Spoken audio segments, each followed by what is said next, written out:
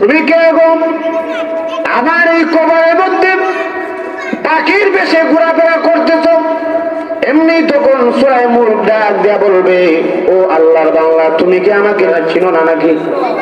আল্লাহর বান্দা রে, আমি হলাম সূরা মুলক। সব সময় এশার নামাজ পড়ার পরে আমাকে তুমি তেলাওয়াত করতে। ও আল্লাহর বান্দা, আমাকে তেলাওয়াত না করে তোমার ঘুম লাগতো না?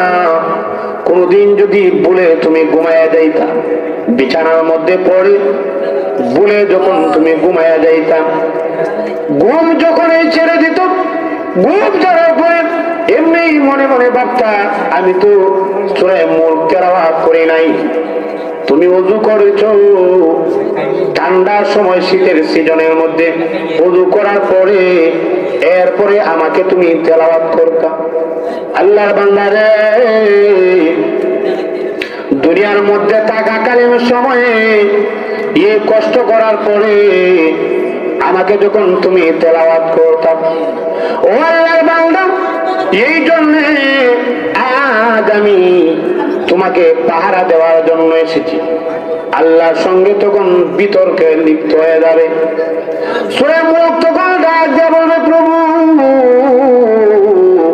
ও আল্লাহ, প্রভু গো, আমি কি তোমার কোরআনের অংশ নয় নাকি? আল্লাহ ডাক দিয়ে বলবে, ও সূরা মুলক, তুমি তো আমার কোরআনের অংশ, তোমাকে আমি বাদ দিতে পারবো না, তোমাকে আমি অস্বীকার করতে পারবো না। এমনি সূরা মুলক ডাক দিয়া বলবে, ও আল্লাহ, আমি যদি তোমার কোরআনের অংশ হয়ে থাকি, আমাকে যদি তুমি বাদ না দিতে পারো, ও রব্বুল আলামিন, তাহলে তোমার যে বান্দা রয়েছে, এই বান্দাকে তুমি অবশ্যই অবশ্যই মাফ করে দিতে হবে। আল্লাহ বলবেন, যাও, আমি তারে মাফ করে দিলাম। বলেন না সুবহানাল্লাহ। সূরা মুলক তখন ডাক দিয়া বলবে, ও আল্লাহর বান্দা, আল্লাহর বান্দা রে, তুমি ঘুমাও আর আমি তোমাকে পাহারা দেব। বলেন না সুবহানাল্লাহ। কিয়ামত পর্যন্ত তুমি ঘুমাও। ইসরাফিলের সিংহায় যখন ফু দেওয়া হবে, এই ইসরাফিলের সিংহায় ফুৎকার দেওয়ার আগে আগে আজ পর্যন্ত তোমার সঙ্গ আমি থাকবো, এর আগে আমি সঙ্গ আমি পরিত্যাগ করব না। ও আমার ভাইয়েরা, এই সূরা মুলক যদি তেলাওয়াত করতে পারেন, তাহলে কিয়ামতের কঠিন ময়দানে এই সূরা আপনার সঙ্গী হবে। শুধু তাই নয়, লক্ষ্য করে দেখেন, আরেকটা সূরা আছে লম্বা চওড়া সূরা, এটা যদি পড়েন তাহলে ভালো। সূরা আলী ইমরান। নাম কি? আলী ইমরান। এটা লম্বা না বাড়ি? অনেক লম্বা।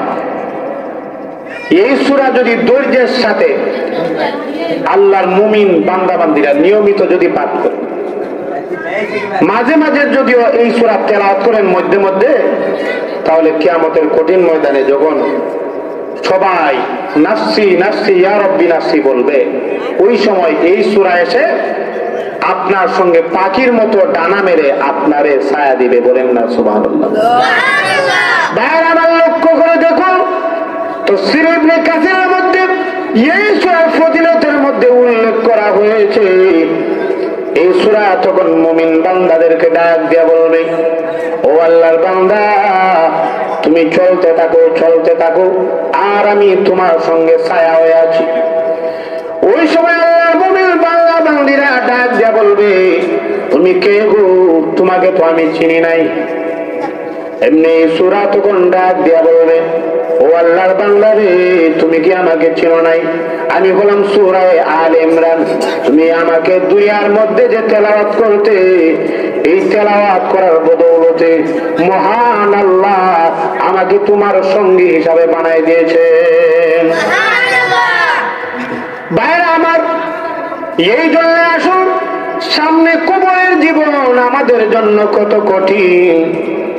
কবরের জীবন কত কঠিন। কবরের জীবনটা হাজার হাজার বছর চলে যাবে, কত হাজার হাজার বছর চলে যাবে। মুনকার নাকি আপনাকে জিজ্ঞেস করবে, মার রাব্বুকা ওয়া মা দীনুকা মান হাদার রাজুলুল্লাযী বুইসা ফীকুম। আল্লাহ নবী বিশ্বনবী রাহমাতুল নেককার বান্দা যদি হয় তাহলে এই তিনটা প্রশ্নের জবাব দিতে পারবে, আর বদকার যদি হয় তাহলে একটা প্রশ্নের জবাবও দিতে পারবে না। এখন এই প্রশ্নের জবাব আপনারা সবাই পারেন, আমিও পারি। যে ব্যক্তি কোরআন হাদিস জানে না, কোরআন সুন্নাহ জানে না, ওই ব্যক্তিও জানে। মার রাব্বুকা, তোমার রবকে আল্লাহ। ওমা দীনুকা, তোমার দিন কি? ইসলাম। তোমার নবীকে মুহাম্মদ সাল্লাল্লাহু আলাইহি ওয়াসাল্লাম।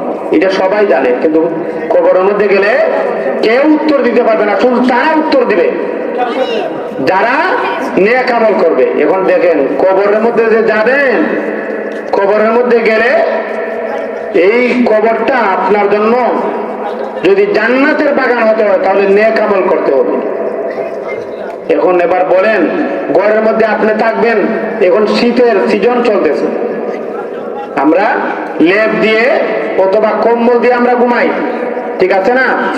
এবার বলেন, এই লেপের নিচে যদি আপনাকে ছোট্ট একটা, আমরা সাধারণত আমাদের আঞ্চলিক ভাষায় যে সাপের কোনো পাওয়ার নাই, ক্ষমতা নাই, এই সাপের নাম কি? দুরা সাপ। এই সাপের ছোট্ট একটা বাচ্চা, এটা কামড় দিলেও কিছুই হবে না, কামড় দিলেও কোনো কিছু হবে না। এটা আমার হুজুর উদাহরণ দেন, সলিদার তলি হুজুর বিভিন্ন ওয়াজ মাহফিলের মধ্যে উদাহরণ দিয়ে থাকেন।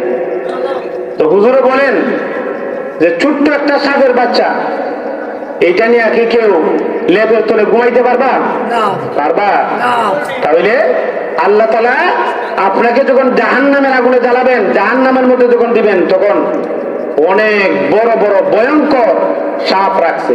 যে সাপ যদি আপনাকে সুবল মারে, সুবল মারলে তখন এত কষ্ট হবে, এত কষ্ট হবে, কষ্টের কোনো সীমাই নাই। দুনিয়ার মধ্যে এত কষ্ট নাই। দুনিয়ার যে কষ্ট, এটা সামান্য কষ্ট। আখিরাতের যে কষ্ট, জাহান্নামের যে কষ্ট, এই কষ্টটা দেখে দুনিয়ার কষ্ট তাদের কাছে কোনো কষ্টই মনে হবে না। তো দেখেন, যদি নেক আমল যদি না করেন তাহলে এই কবরের মধ্যে একা একা কিভাবে ঘুমাবেন? এটা তো অন্ধকার কবর, অন্ধকার ঘর। এমনি দেখবেন একা একা বাড়ির মধ্যে কেউ থাকতে পারে না, বিদ্যুৎ নাই, লাইট নাই, কোনো আলো নাই। আমাবস্যা, আমাবস্যা রজনীর মধ্যে চলবে। এখন একা একা চলতেও ডর লাগে, ভয় করে, কি জানি জিনে ধরবে না ভূতে ধরবে।